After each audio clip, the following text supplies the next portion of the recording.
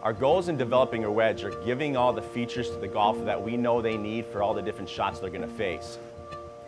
We know that our competitors, they hand polish. People think, oh, it's got to be better, it's handcrafted, but it's simply not. It's actually a detriment.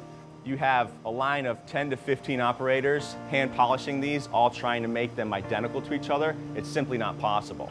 You can go to a store and you can get a 60-10 wedge and a 60-10 wedge, and the consumer's going to expect that those are going to be the same.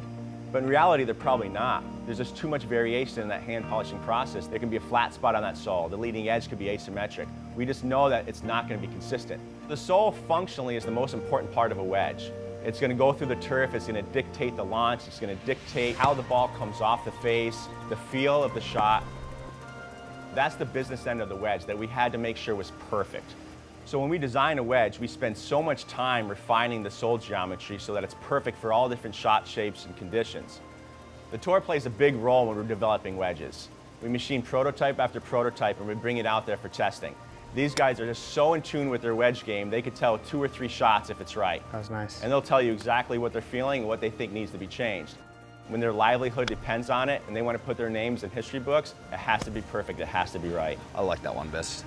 The milled grind operation that we use, with the technology we have now, it's perfect every single time.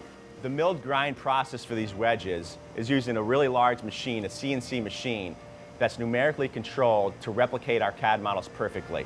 It's going back and forth and it's machining exact to the geometry that we want. For us to mill our grinds and to have that be consistent and correct every single time, the consumer is going to get what they think they're buying and what they need. You want to look down at that wedge and you want to have confidence in it. You want that leading edge to look just right and symmetric. You want the shape to be perfect. And confidence means a lot with a wedge in terms of how you can perform and how you can execute your shot.